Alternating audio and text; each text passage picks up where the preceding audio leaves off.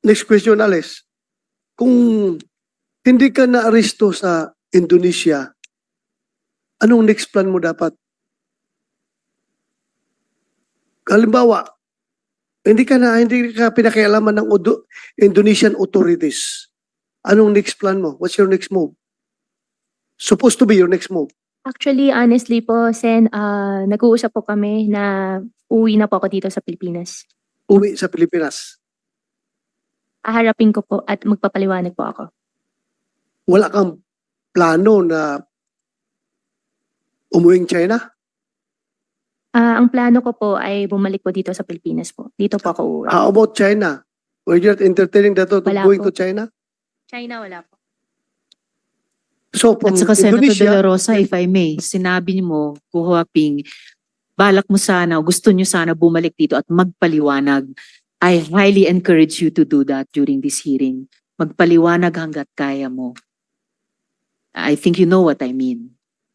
Senator De La Rosa. I am just, I'm just asking this question because I was entertaining some conspiracy theorists putting forward the theory na itong si Alice Go ay posibleng isang sleeper cell agent ng China na pinadala dito sa ating bansa. Well, yun nga kaya ko tinanong kung gusto niyang next move niya from Indonesia is going home to China kasi the safest place for a sleeper cell agent is to go back home. Yung home base niya. Safe na safe siya doon sa China kung if indeed she is a state agent of China. Merong sinabi si General, wala pa ako dito kaya, General Villanueva, retired General Villanueva, na meron daw isang former chief PNP receiving a monthly payroll from you. Pwede bang malaman kung sino itong former chief PNP? I'm concerned because I am a former chief PNP. Baka mamaya, mayroong lalabas na script dyan na si Bato ay tumatanggap ng pera galing sa'yo. Wala pong ganun pong nangyayari. Sigurado ka? Sigurado po ako. Wala pong Kilala ganun mo ba nangyayari. ako? Nakita ko po kayo in person nung andito na po sa Senate po. Before that, nag-meet ba tayo in person? Never po. Sigurado ka? Sigurado Kahit po. selfie. May selfie ka sa akin? Selfie, I think wala po. Kahit nag-cruise mo lang tayo sa isang mall, nakita mo ako. Hindi mo ako nakita sa isang Hindi mall? po. Sigurado ka? Sigurado po ako. Ay siniguro ko lang dahil baka mamaya may lalabas na script dyan na ako yung former chief PNP na tumatanggap sa iyo ng pera. Klaruhin ko lang ito. So General Gonzales, pwede malaman from you kung sino yung former chief PNP na sinasabi niyo na tumatanggap ng monthly payroll from Alice Go? Your Honor, I don't have any confirmation, but I'm sure you're not the one. I think so. Thank you. Thank you. So it's kidnapping, torture, etc. So parang ang nagiging dating ho sa akin, no, and this is just my personal point of view, pagka nagpunta ho doon sa Batam, nagpunta sa Jakarta, nagpunta sa Singapore, nandun ho sumasama itong mga individuals na ito kay Duan Renwu. Kaya parang feeling ko, dito sila may takot, mayroong bearing. So, I'm not sure, no? He's probably the big boss of all of this, or kung hindi man siya yung big boss, siya talaga yung kinatatakutan. So again, going back to my only question that I'd like to raise, ano yung po pwede naming magawa, ano pa yung status kung paano natin madadakip itong mga ito, nasa red notice na ba sila, ano ba yung hinihintay para magawa po natin ito. Dahil I think ito yung dapat nating pagtuunan ng pansin dahil sila yung tunay na nanggahasa sa ating bayan sa pamamagitan ng pag-flourish nitong Pogo hubs at itong mga karumal-dumal ng mga kriminalidad dito sa ating bansa. Please. Yusek Cruz, briefly please. Yes, sir. Madam Chair, Yung ginagawa po nating hearing dito, malaking bagay. In a way, ma'am, tingin ko lang, ma'am, nakatulong ng malaki ito para makuha natin yung mga dapat makuha sa ibang bansa, even without the red notice. Kung mapansin nyo, ma'am, kinausap ko, ma'am, yung mga counterparts natin kasi nakikita nila, ma'am, yung bigat ng problema eh. And even without the red notice, umaksyon sila. I think without the red notice, pero kami, sir, on the part of those who are investigating the case, sir, Porac, Banban, and other Pogos, pinapile naman po namin yung mga kaso. Pero matagal talaga, ma'am, yung red notice eh. Kailangan magkaroon muna ng warrant bawat isa eh. Pero ma'am, kung ganito kaingay at napapansin ng mga counterparts natin, on their own gumagalaw sila. We're expecting the warrant to come out anytime soon. Is that correct? We have filed cases already. But as of today, sir, puro blue notice lang tayo. Nakamonitor lang po sila lahat. But once the warrant comes out, sir, then we can get na yung red notice. Thank you. Thank you, Yes, sir. Yusek. Salamat, Madam Chair. Salamat, Senator Joel. Last on the list for today, dapat sana si Senator De La Rosa unless gusto rin ninyong sa susunod na hearing na. Ngayon, But ngayon, short lang. short. All right. You have the floor, Senator De La Rosa. Thank you, Madam Chair. Alice, si Wesley Go is your brother. Am I correct? Opo. Ngayon, there is an information na magkasama sila ni Wang Ziyang ngayon somewhere, kung nasa Hong Kong or sa Singapore ba. Are you comfortable with that information? Na magkasama silang dalawa? Sen, honestly, wala po akong idea po. Hindi ko po alam Hindi, kung magkasama I'm po not sila. asking about the idea. Okay, being your brother, itong si Wesley Go, komportable ka na magkasama sila ni Wang Ziyang doon sa ibang bansa? I assume po hindi po sila magkasama. Hindi po ako comfortable po. Granting magkasama sila. Komportable ka, hindi? Hindi. May we know the reason why? We are helping you here. Opo, sorry po, I refuse to answer po. Hindi ka komportable. Po ako comfortable po na sabihin po. Pero hindi po ako comfortable po na magkasama po. Magkasama sila. Okay. Thank you. Next question, Alice. Kung hindi ka na-aresto sa Indonesia, anong next plan mo dapat? Halimbawa, hindi ka pinakialaman ng Indonesian authorities. Anong next plan mo? What's your next move? Supposed to be your next move. Actually, honestly po, Sen, nag-uusap po kami na uwi na po ako dito sa Pilipinas. Uwi sa Pilipinas. Aharapin ko po at magpapaliwanag po ako. Wala kang plano na umuwing China? Ang plano ko po ay bumalik po dito sa Pilipinas po. Dito po ako uuwi. How about China? Were you not entertaining that thought of Wala going po. to China? China, wala po. So from At saka Senator De Indonesia, La Rosa, if I may, sinabi mo, Kuya Ping, balak mo sana, gusto nyo sana bumalik dito at magpaliwanag. I highly encourage you to do that during this hearing. Magpaliwanag hanggat kaya mo. I think you know what I mean.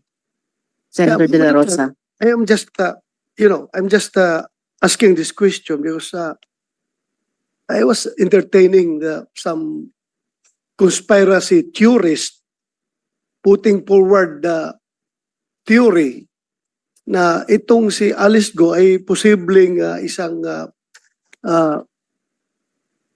sleeper cell agent ng China na pinadala dito sa ating bansa. Well, yun nga kaya ko tinanong kung gusto niyang next move niya from Indonesia is going home to China kasi the safest place for a sleeper cell agent is to go back home. Yung home base niya. Safe na safe siya doon sa China kung if indeed she is a state agent of China. Kaya nga tinatanong ko, so wala kang balak pumunta ng China? Wala po, before po nangyari po yung sa Indonesia po, nag-uusap na po kami nag-uusap po na consider ko po talaga na ang next move ko po ay babalik po ako dito sa Pilipinas At at saka magpaliwanag. sigurado Senator ako, De La Rosa, hindi- bago kayo magpatuloy, acknowledge ko lang yung pagdating ni Senator Bong Revilla na kasamang magtatanong sa susunod. na Thank you, hearing. thank you. Senator De La Rosa. Kaya siguro ayaw mong pumuntang China dahil involved ka ng Pogo. Siguradong katay ka sa gobyerno ng China pag umuwi ka doon. Dahil galit na galit ang gobyerno ng China against Pogo. Am I correct? Sen, hindi po ako involved po sa Pogo.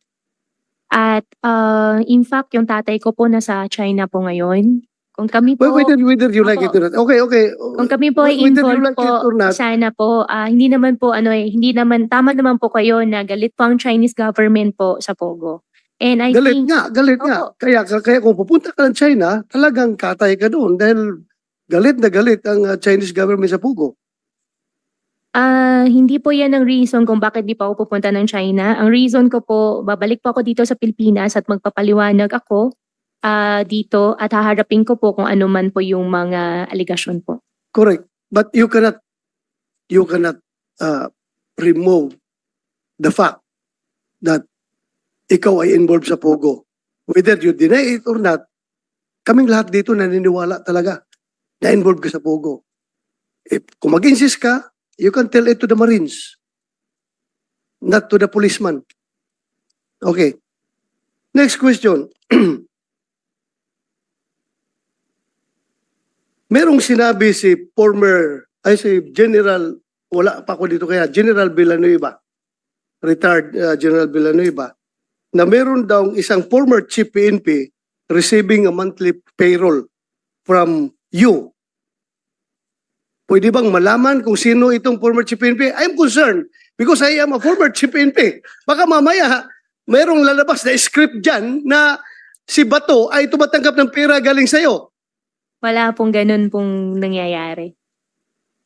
Sigurado ka? Sigurado po ako. Wala pong Kilala ganun mo ba nangyayari. ako? Nakita ko po kayo in person nung andito na po sa Senate po.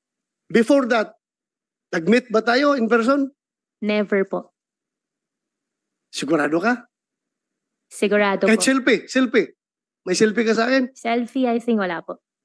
Kahit nag-cruise mo lang tayo sa isang mall, nakita mo ako. Hindi mo ako nakita sa isang Hindi mall? po. Sigurado ka? Sigurado po ako. Ay siniguro ko lang dahil baka mamaya may lalabas na script dyan na ako yung former chief PNP na tumatanggap sa iyo ng pera. Klaruhin ko lang ito. So General Gonzales, pwede malaman from you kung sino yung former chief PNP na sinasabi niyo na tumatanggap ng monthly payroll from Alice Go? Your Honor, I don't have any confirmation, but I'm sure you're not the one. I think so.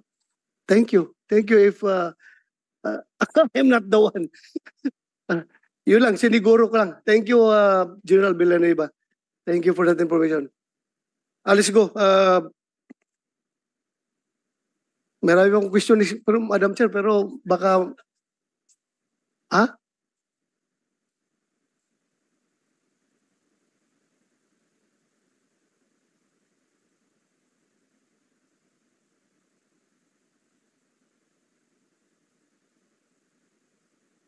That's all for me for now, Madam Chair. Salamat. Thank you. Salamat. Next ko na. Next. Salamat kaayo, Thank you. Senator De La Rosa. So isususpend natin yung questioning nyo at magpapatuloy sa next hearing together with Senator Bong Revilla and of course Senator Joel and Senator JV. Madam Chair, may I Yes, just Senator remind Joel. the resource persons to comply with our request doon sa protocols, Madam Chair, because Yeah. we have been waiting for so long and we're about to culminate not just the hearing but the committee report that we are preparing. So we need the different agencies of the government to comply with our requirements, Madam Chair. Thank you. Salamat din, Senator Joel. So yun po, lahat ng agencies, mag-submit please soonest kasi more than a month nang hinihintay ito. Ano ba yung protocols nyo dun sa intelligence work and investigation at ano yung nabuo yung theory as of today kung paano nakatakas si Guo Huaping dito sa Pilipinas. Gayon din kay Mayor Kalugay, iniintay po namin yung SALN po ninyo at saka yung kay Senate President Pro Tempore yung zonal value ng lupa dyan sa Suwal sa inyong bayan, Mayor. Opo, Madam Chair. Alright. And then bago yung brief remarks ko bago tayo mag-suspend nitong hearing, kasama po ng PAOK, nais ko ring pasalamatan ang National Bureau of Investigation at pati ang Anti-Money Laundering Council sa inyo ring pagtatrabaho kasabay ng aming investigasyon, lalo na po dun sa case build-up at saka yung case filing. So maraming salamat din sa NBI at saka sa AMLAC. Colleagues, hindi lang dating mayor ng Bamban ang sangkot sa questionabling mga negosyo. Pati mayor ng Suwal, Pangasinan, lumalabas na kasosyo rin niya. Ngayon, nakakakita pa din kami ng iba pang mga nakakagulat na transactions between Guo Huaping and the companies associated with Mayor Kalugay. And despite all the lies and evasive statements thrown around during this hearing, one important point has emerged, that there is an allegation no less than a former chief PNP is implicated in the escape of Guo Huaping. Malaki po itong balita at nakakakilabot pakinggan. Tama nga na ang Pogo money ay umabot na sa pinakamataas na baitang ng ating gobyerno kung totoo ito. Kung hindi natin pigilan ang salot na ito, baka tama nga na the next president, the next senators, the next local government leaders of our country are bankrolled ng Pogo money. Di po namin lahat pahihintulutan ito. Hindi kami papayag na ang bayan natin ay maging pugad ng mga masasamang loob o maging playground ng mga pugante. Ms. Sheila Guo, hinihingi ko sa iyo, sana ay sumagot ka ng tapat. At kung totoong wala kang kasalanan, huwag ka matakot. Ituro yung mga taong malinaw naman na gumamit sa iyo. Guo Huaping, the committee has not lifted your contempt citation. We will continue to request your appearance from the Valenzuela Court for our succeeding hearings. Mayor Kalugay, hindi pa po kami tapos sa pagtatanong sa inyo, so please make yourself available in succeeding hearings. Opo, Madam Chair. Salamat po. At sa lahat ng may lubos na pasasalamat, thank you, and this hearing is suspended.